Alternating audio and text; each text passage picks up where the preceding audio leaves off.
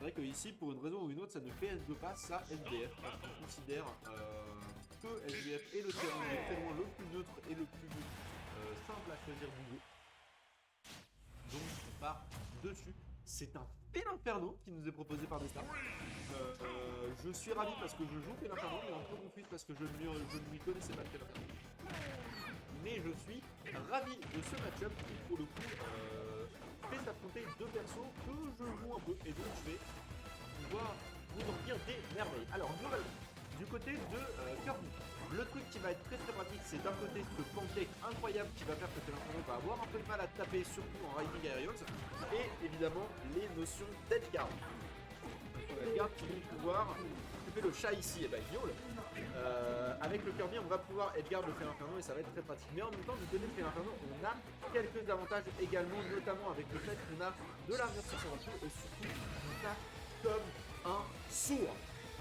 Vraiment pour le coup Pélinferno qui met des coups de zinzin, qui va pouvoir en profiter pour éjecter le Kirby qui est de très petite stature et corpulence. C'est magnifique récupération de Xonome avec le caillou qui va lui permettre de prendre cette première stock. Et là maintenant, si je kiffe Xonome personnellement, je fuis de mes casques, parce qu'on rappelle que Pélinferno a une mobilité absolument merdique et c'est là bien son pire défaut.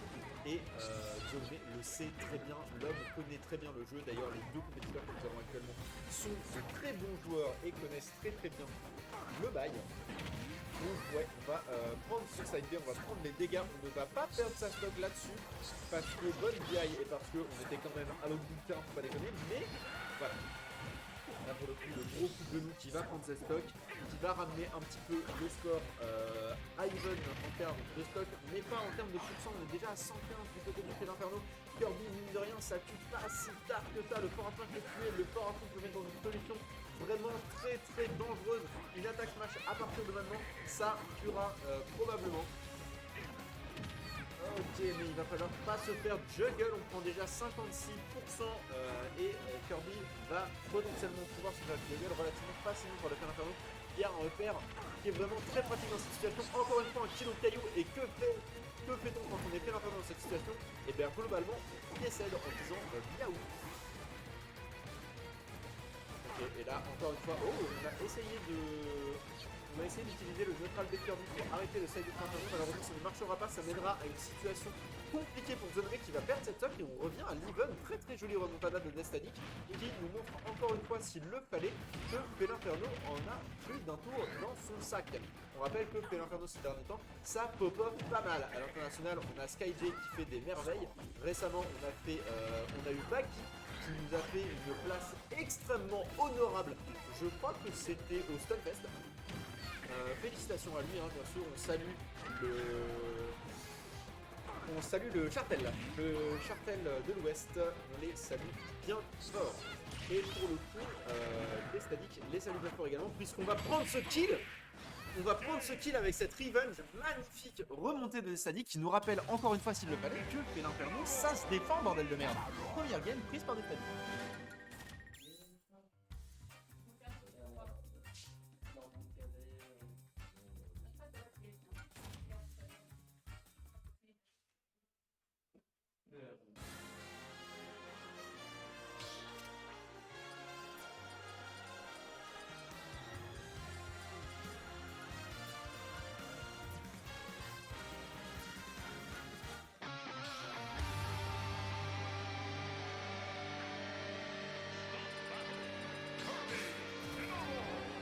Ok, on prend les mêmes et on recommence. On repart avec le Félinferno contre le Kirby manifestement. Pour Xonome, le problème ne venait pas du choix de personnage, mais ce qu'il a raison, ça se passait très bien. Jusqu'à ce que ça ne se passe bien, il s'est fait Pélinferno comme on dit dans le milieu série.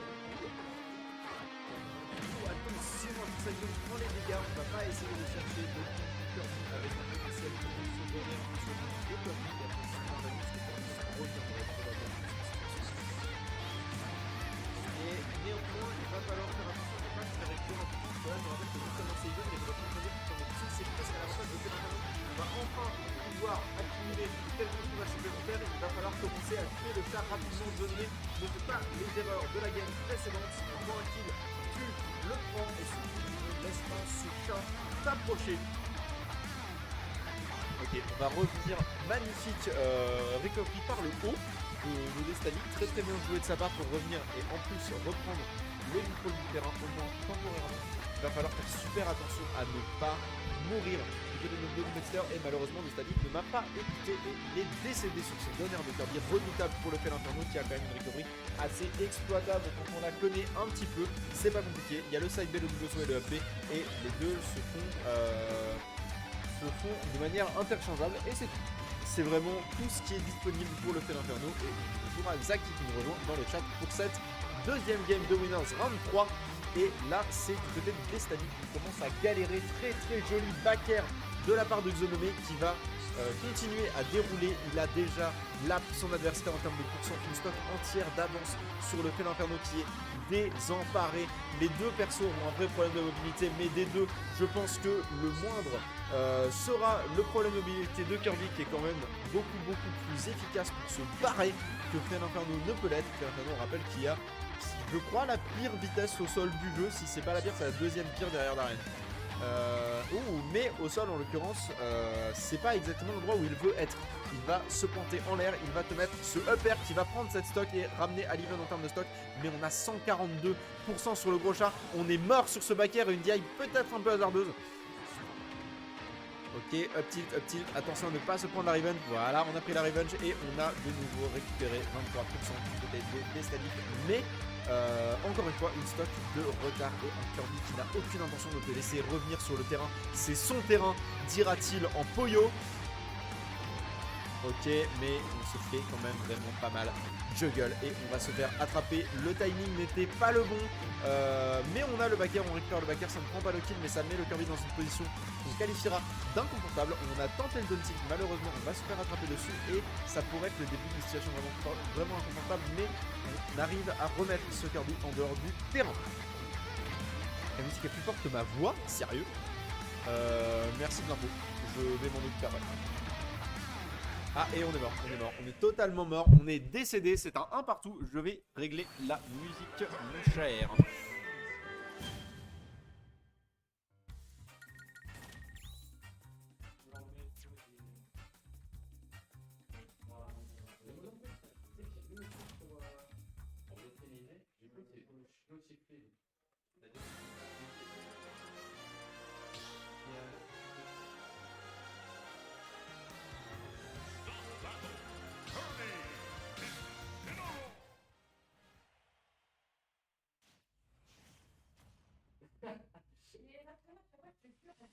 Ok, normalement j'ai baissé la musique, est-ce qu'on m'entend mieux? Et pendant que vous me répondez, nous sommes de retour sur Lylat. Lylat qui est vraiment pas un terrain courant pour le coup, c'est vraiment pas un terrain qu'on voit tous les jours, mais j'imagine que les deux se sont mis d'accord dessus. Après tout, il fait partie du rule set. Pour le coup, je m'inquiète un petit peu de comment Destiny va bien pouvoir voir ce chat, hein. On va voir ce Kirby, hein. On va pas se mentir, le Kirby est noir avec des yeux jaunes. Littéralement, le Kirby, il est déguisé en ciel étoilé de Van Gogh. Attention, attention, attention, déjà 115% sur le Inferno. 115% sur le chat qui, j'en ai bien peur, va avoir du mal à se réceptionner sur ses pattes. On a tenté le donner, on a tenté la douille, mais c'est un Kirby à 19%, à 35% maintenant, qui te met dans une situation très très délicate. Et on accueille l'Epidop avec moi au casque. Comment vas-tu, mon fou? Bonsoir, ça va super et toi?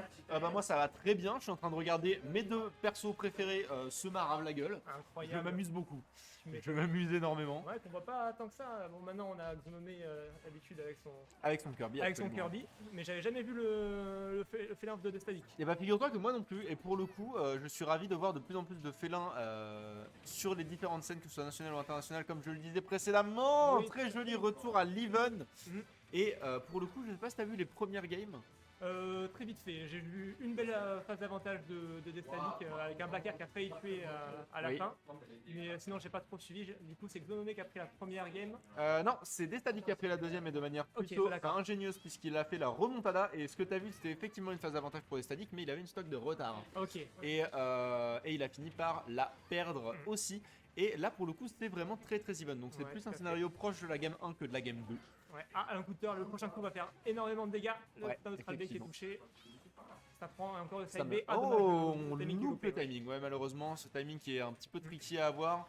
Je sais pas combien ça aurait tué, mais on était pas loin, je pense. Ah, ça tuait, clairement. Ça tuait sans aucun problème, surtout avec les Black Zones de Lilac qui sont quand même vraiment pas particulièrement éloignés non plus, je crois. Corrigez-moi dans le chat si je dis de la merde. C'est très possible. On vient avec le burner. On prend le temps. Ah, la grosse phase de Là, pression. c'était la mort par contre. Ouais. Et le pro qui va tuer. Là, pour le coup, vraiment, Fel Inferno qui ne manque pas d'outils pour tuer un adversaire aussi léger que Kirby peut l'être. Et c'est vrai que, autant je parlais du fait qu'on voit pas très bien le skin de Kirby de Xo sur cette map, donc ça pouvait potentiellement être un peu dangereux pour Desta. Mais en même temps, c'est vrai que sur Lylat, c'est potentiellement plus compliqué de se faire edgeguard quand on est Fel Inferno. Oui, c'est vrai que... Là, ça va être difficile pour le Kirby d'aller le chercher parce que tu peux aller en dessous de ce terrain, tu peux remonter de manière un peu plus safe que ce qui se passerait s'il y avait potentiellement des murs par exemple. Et j'ai l'impression que Desta League s'en sert très bien puisqu'on a déjà 40% d'avance pour le félin. On réussit à trouver encore des side B pour Desta League et j'ai l'impression que ça arrive souvent qu'il y a un petit coup qui part pour le Kirby mais ça suffit pas pour passer à travers une espèce d'armure qu'il y a sur ce side B et qui vient mettre une vingtaine de pourcents à chaque fois. Ça cogne très très fort. Et là on se retrouve avec plus qu'une stock pour les deux. Légère phase d'avantage, non, ça revient, on vient en neutral. Attention. Ouais, il suffit d'un seul coup pour que le Kirby explose. Je te dis, c'est très léger la dash attack qui limite de le tuer. Ouais, et là pour le coup il va falloir très attention du côté de Xo qui a perdu un peu de prudence malheureusement, qui va se prendre, se confirme au forward air et qui du coup va aller en loser bracket. Très bien joué à Desta League qui nous a fait découvrir son Fel Inferno. Je crois pas que je l'avais déjà vu. Mais en tout cas, c'était très bien joué de sa part et il va s'en aller vers les winner quarters. Bien joué à lui. Ce que je veux nommer, c'est quelqu'un qui est en forme en plus en ce moment. On lui souhaite du courage pour le loser bracket.